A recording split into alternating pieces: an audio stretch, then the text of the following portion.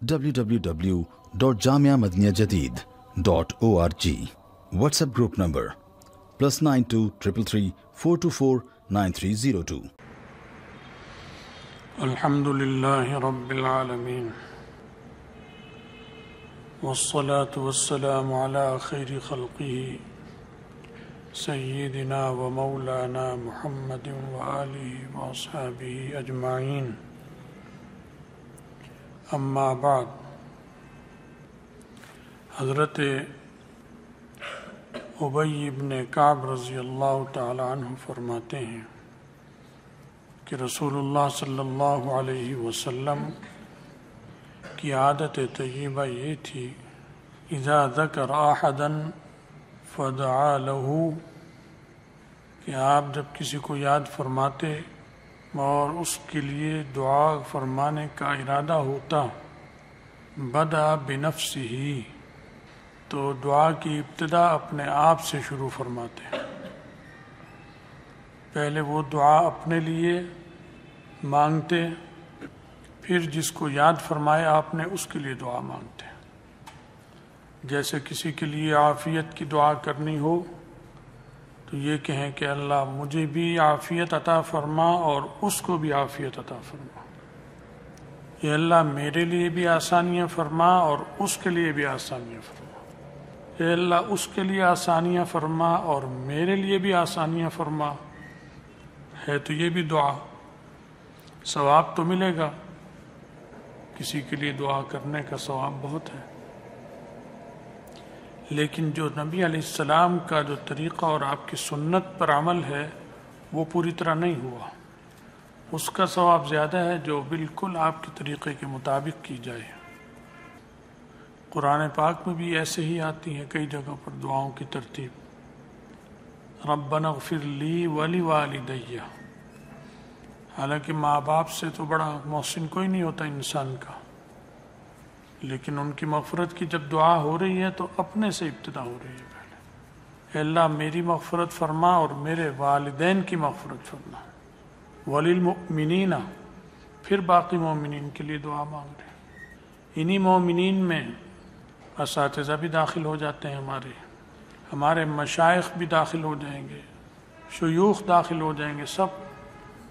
لیکن اگر کوئی اپنے لیے دعا مانگے، ربنا اغفر لی ولی شیخی ولی اساتذتی ولی والدی، تو یہ اس نے ایک قسم کی جفا کی، کیونکہ نص میں اور احادیث میں قرآن میں جس طرح والدین کا ذکر ہے اس طرح کسی کا نہیں ہے، چاہے وہ گناہ گار ہو.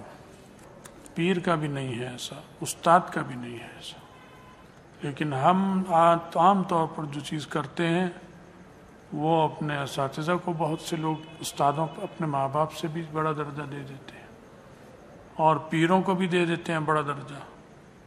پیروں کا نہیں، ماں باپ کا درجہ چونکہ قرآن اور حدیث میں آ گیا، ان کے درجے کے مقابل پیر استاد نہیں ہو سکتا، بعد میں ہے ان کے.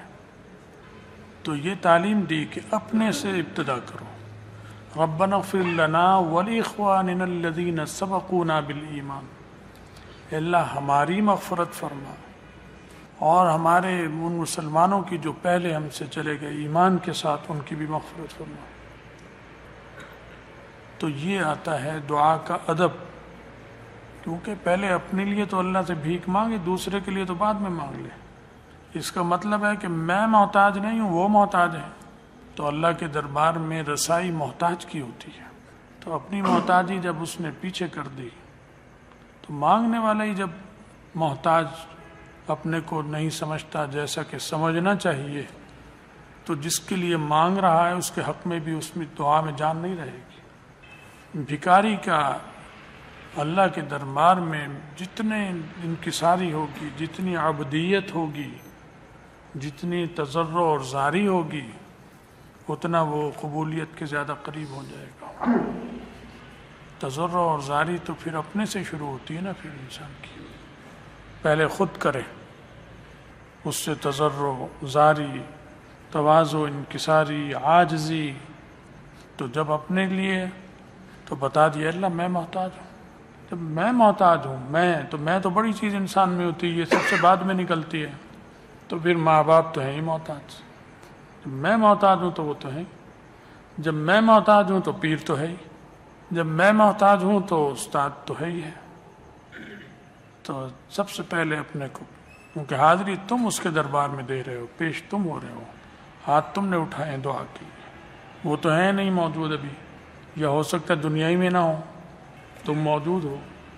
تو اپنے کو، اپنی ناک، اپنی پیشانی اس کے دربار میں رگڑ دو. تو یہ دعا کا ادب بتایا. حضرت ابی ابن کعب رضی اللہ تعالیٰ عنہ بتلا رہے ہیں. ایک اور روایت میں ارشاد فرمایا کہ جو مسلمان بھی اپنے یدعو بدعوت، اللہ سے کوئی دعا مانگتا ہے، لیس فیہا اسم ولا قطیعۃ رحم، اور وہ گناہ کی دعا نہ ہو کہ اللہ فلاں مر جائے، فلاں تباہ ہو جائے بلا وجہ. صحیح معنی میں تو ٹھیک ہے، اللہ آج استاد ہی مر جائے، آئی نہ آج ختم، روز آ جاتا ہے پڑھانے سبق، اللہ کر کے قاری مر جائے، تو یہ نہیں. لیکن یہ سمجھدار تو مانگتے نہیں، تو بچوں کی ہوتی ہیں بد دعائیں، تو ان میں جان بھی نہیں ہوتی. وہ تو بیچارے اس میں کرتے ہیں کہ قاری صاحب آئیں گے تو ذرا سبق سنانا پڑے گا حاضر، تو چلو. لیکن خیر، تو گناہ کی دعا نہ ہو. فلاں عورت سے ملاقات ہو جائے غیر محرم سے، تخلیہ نصیب ہو جائے، یہ گناہ ہے، حرام ہے. عورت یہ دعا کرے کہ فلاں مرد سے تخلیہ نصیب ہو جائے، تو یہ گناہ ہے، حرام ہے ایسی دعا کرنا. نکاح کر سکتا ہے، نکاح کی دعا کر سکتا ہے، اور نکاح کی دعا کر سکتی ہے، دونوں وہ ٹھیک ہے، اللہ کو منظور ہے تو ہو جائے گا. اور قطع رحمی بھی نہ ہو. خود ایسی دعا ان کے لیے کر رہا ہے، رشتہ داروں کے لیے جس کو جو صلہ رحمی کے منافی ہے، یا آپس میں ان کے تعلقات کی خرابی کی دعا کرے رشتہ داروں کی، یہ بھی ان کا رشتہ دار، وہ بھی آپس میں. تو یہ جب تک نہ ہو اور صحیح دعا مانگے تو اللہ 3 باتوں میں سے ایک چیز اسے عطا کر دیتے ہیں، لازمی دے دیتے ہیں. 3 میں سے اخلاص سے بشرطے کے کرے. یا تو اس کی دعا اللہ تعالیٰ دنیا میں ہی پوری کر دیتے ہیں، جیسے مانگ رہے پوری ہو جائے گی.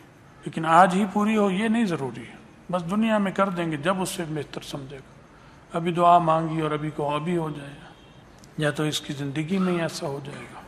یہ اللہ تعالیٰ اس کو ذخیرہ کر لیں گے، کیونکہ یہ ایک عبادت ہے، دعا مانگنا بھی عبادت ہے، اس پر ثواب اور اجر ملتا ہے. وہ ثواب اور اجر اللہ اس کو بڑھا کر آخرت میں ذخیرہ کر لیں گے کہ جب میرے پاس آئے گا تو اس دعا کے بدلے اس کو یہ دوں گا میں. یا اس جیسی کوئی اور تکلیف اسے پہنچنی ہے جو ملتی جلتی ہو، اللہ وہ تکلیف اس سے دور کر دیں گے. یہ اللہ فلاں کا بچہ گم ہو گیا، وہ مل جائے، اس کو ملا دے، اس کو اس سے اخلاص سے کر رہا ہے دعا، محلے دار کا، فلاں کا، فلاں کا.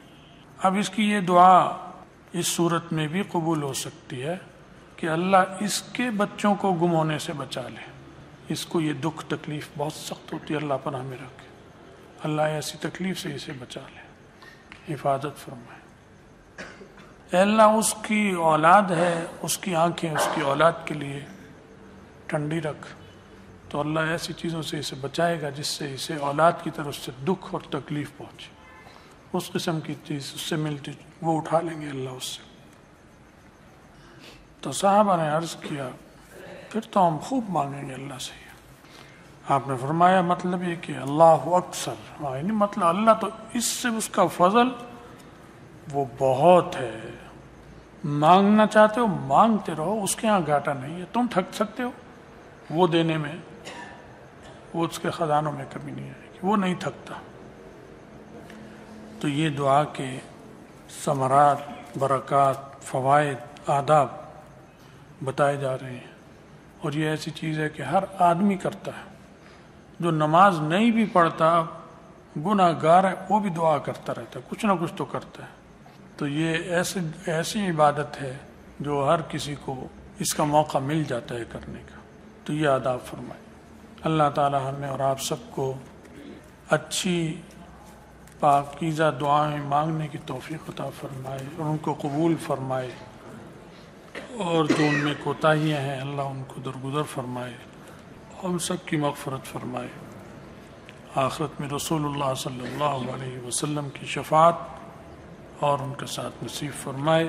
وآخر دعوانا ان الحمد للہ۔